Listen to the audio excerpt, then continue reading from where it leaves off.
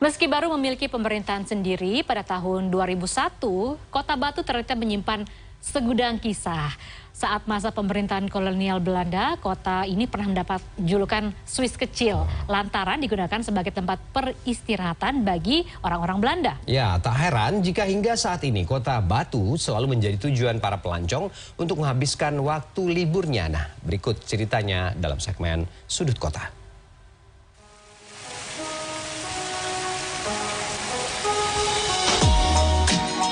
Terletak di ketinggian 700 hingga 1.700 meter di atas permukaan laut, Kota Batu menyajikan hawa sejuk pegunungan. Banyak spot wisata yang tersaji di kota yang terkenal dengan apel dan kesumannya ini. Salah satu spot wisata yang biasa menjadi tujuan adalah alun-alun Kota Batu. Saban hari, alun-alun Kota Batu ini tak pernah sepi dari pelancong. Namun siapa sangka, di balik keindahan yang tersaji saat ini, ternyata dulunya alun-alun Kota Batu adalah sebuah pasar Kecamatan Batu. Saat itu Kota Batu masih berstatus kecamatan yang berada dalam naungan Kabupaten Malang. Pada tahun 1982, pasar tersebut ludes terbakar. Sempat tak terurus selama beberapa bulan. Baru pada tahun 1983, pemerintah Kabupaten Malang membangun alun-alun Kecamatan Batu di lahan bekas pasar Kecamatan Batu ini. Sebelum tahun 1982, yang bisa disebut sebagai alun-alun Batu adalah sebuah bundaran air mancur yang saat ini telah berubah menjadi monumen Adi Putra. Kini Kota Batu telah silih berganti wali kota. Pembangunan pun terus dilakukan hingga seperti sekarang ini. Namun, tak banyak yang tahu sejarah alun-alun yang pernah mendapat penghargaan alun-alun dengan fasilitas permainan anak terbanyak di Indonesia. Kan bisa dibilang alun Batu ini berubah lah dari tahun ke tahun, yang mana sesuai dengan fungsinya alun-alun ini sebagai sarana hiburan.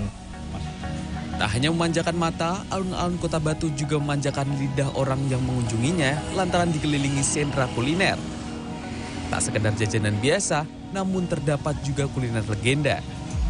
Seperti kedai ketan ini yang sudah ada sejak tahun 1967. Memiliki 20 varian menu ketan, kedai ini memiliki daya tarik tersendiri di mata wisatawan. Favorit di sini tuh KNK ya, ketan nangka, sama ini kalau saya tadi pesan ketan durian, sama susu murni. Itu ya memang rasanya enak sih. Tak hanya alun-alun Kota Batu yang menyimpan kisah masa silam. Jika alun-alun Kota Batu telah berubah wajah dari yang semula sebuah pasar, Taman Rekreasi Selekta tetap bertahan sejak masa kolonial. Selekta sendiri didirikan oleh seorang warga Belanda bernama De Ruyter de Waag pada tahun 1928. Bangunan lama di Selekta ini saat ini masih terlihat di beberapa bagian di kolam renang serta wisma peristirahatan. Pada awal didirikan, tempat ini sesungguhnya merupakan hotel yang dilengkapi oleh kolam renang dan taman. Awalnya, nama yang digunakan adalah Selekti yang memiliki arti pilihan. Lambat laun Selekti ini kemudian berubah menjadi Selekta seperti yang kita kenal saat ini. Pada tahun 1954, Presiden pertama Republik Indonesia Insinyur Soekarno pernah berkunjung dan menginap di Selekta. Waktu itu Bung Karno menginap di salah satu villa yang berada di sana yang bernama Villa De Branda Rijs, yang kemudian berganti nama menjadi Villa Bima Sakti. Hingga saat ini, pengelola masih menyimpan barang-barang yang pernah digunakan Bung Karno dengan rapi. Di Selekta ini sebetulnya sudah ada sejak zaman kolonial ya, Belanda ya, kurang lebih tahun 30-an. Nah, waktu itu dengan nama Bad Hotel Selekta zaman Belanda. Kemudian Kota Batu memang memikat siapapun yang pernah mengunjunginya. Tak hanya memanjakan mata, namun juga kisah yang menyelimutinya. Abdul Malik, Malang, Jawa Timur.